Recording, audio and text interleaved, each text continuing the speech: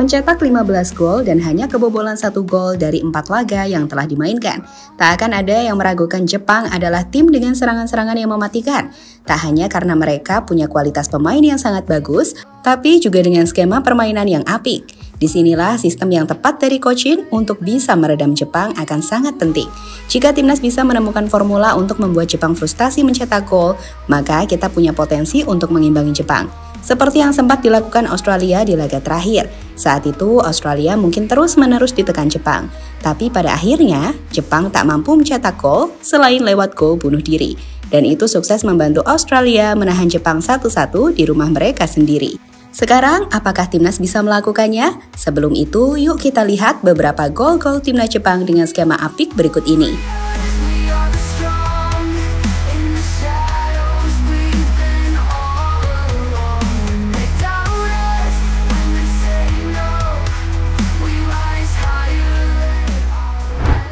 Cutting inside long shot.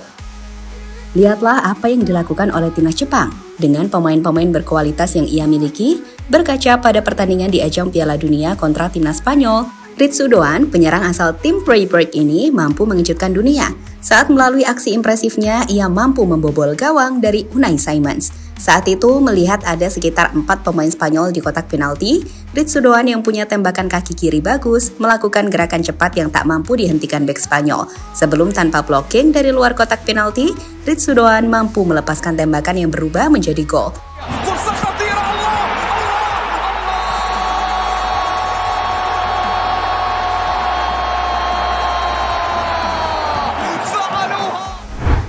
Gol ini mengingatkan kita, bahkan timnas, gak boleh membiarkan pemain Jepang punya space untuk menembak, karena tembakan pemain Jepang sangat akurat dan keras. Pressing counter attack. Jangan meremehkan pressing Jepang. Kalimat itu kami rasa wajib ada bagi siapapun lawan Jepang. Saat timnas Jerman berulang kali juga dipecundangi Jepang lewat cara tersebut. Lihatlah yang terjadi saat pemain terakhir Jerman kehilangan bola di kakinya usai mendapatkan pressing dari Kubo. Dengan cepat, Kubo berhasil menguasai dan melesat tanpa terkejar pemain lain. Gilanya lagi, support langsung didapatkan Kubo di sisi lainnya, sehingga dengan mudah ia bisa menaklukkan Ter Stegen saat asisnya berbuah menjadi gol. Lihatlah momen tersebut. And Kubo catching Gosens in possession, and he can finish it off here. Asano with him. He'll use Asano, and that is that. Ini sekali lagi mengingatkan bahwa timnas Indonesia nggak boleh main-main dengan pressing dari timnas Jepang, apalagi para pemain terakhir timnas.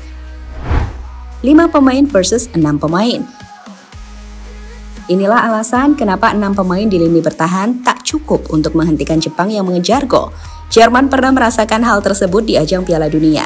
Saat itu Jepang yang menggebu-gebu untuk mengejar ketertinggalan memang terus menekan Jerman. Dan itu membuat 6 pemain Jerman jadi nggak berarti saat 5 pemain Jepang bisa ada di kotak penalti saat tim asuhan Hajime Moriyasu menyerang.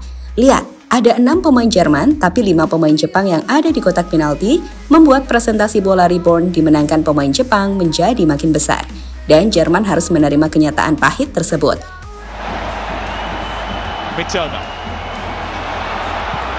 Minamino comes back. Duran has scored. Japan go crazy. And Germany are punished for not putting... Crossing ke tiang jauh. Inilah alasan kenapa Jepang disebut bisa mencetak gol dengan cara apapun. Meski postur tubuh mereka tak dapat dikatakan tinggi-tinggi banget, tapi tim ini bisa mencetak gol crossing dengan strategi dan umpan yang akurat. Di laga kontra China saja, 2 gol mereka bermula dari crossing.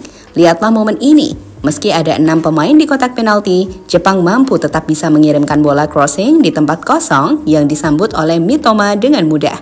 Atau momen ini, di mana crossing ke titik kosongnya mampu dimanfaatkan dengan mudah untuk menjadi gol.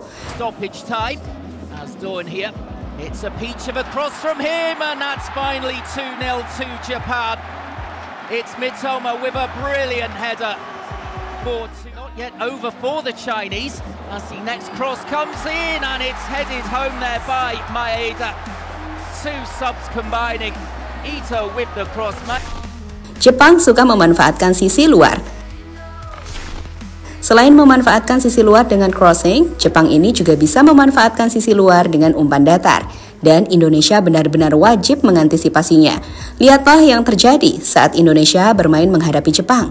Dalam momen ini, Jepang jelas selalu menempatkan satu pemain paling luar untuk menyambut umpan-umpan silang yang memang sudah jadi target mereka.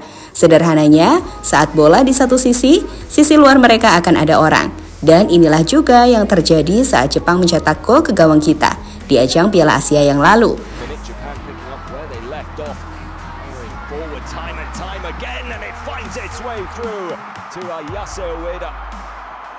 It's a really well-worked goal. Doan on the overlap, fizzes it through. The number 9 with his second of the game.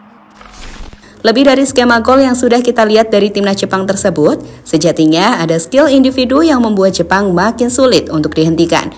Para pemain mereka memiliki kemampuan untuk melewati lawan, seperti apa yang dilakukan Minamino berikut ini. Meski ia sudah coba ditutup, namun kualitas membuat ia tetap bisa mencetak gol. And time again in midfield. As Minamino here sets off on a little run and curls home superbly for 3-0. The assist there from Mitoma and no chance. Really fluid Japan performance here. The 1-2 as Minamino is in again and he slots home his second for 4-0 to Japan. Melihat itu, sekali lagi, kalau boleh realistis sih, agaknya akan sangat sulit untuk bisa mendapatkan poin dari Jepang. Namun tentu, sebagai penggemar dan supporter, kita harus tetap dukung para pemain timnas. Mereka memiliki optimisme yang tinggi.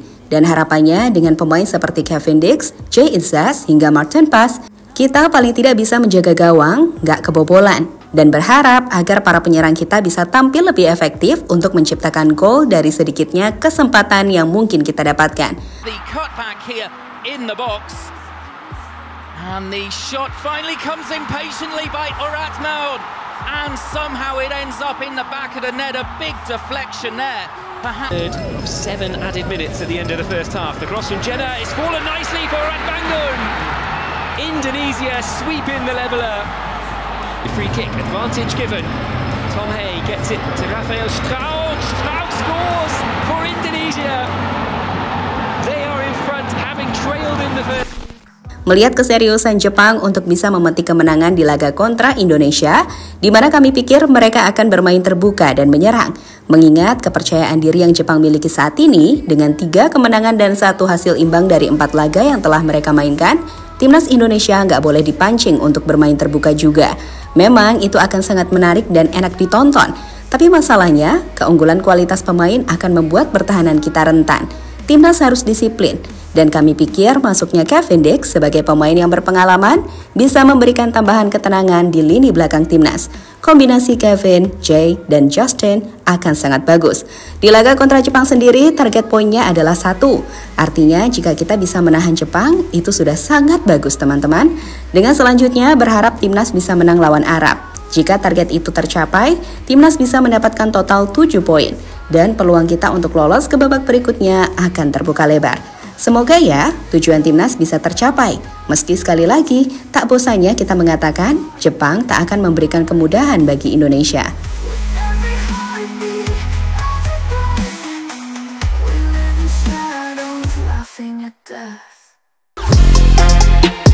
Halo, izin iklan sebentar ya guys. Jadikan ruangmu bernuansa timnas. Temukan beragam poster dinding, sepak bola dan timnas dengan desain menawan, kualitas premium dan harga yang tidak akan menguras kantong. Segera klik link Shopee di deskripsi video ini dan dukung timnas dengan sepenuh hati. Mulai dari dinding rumahmu.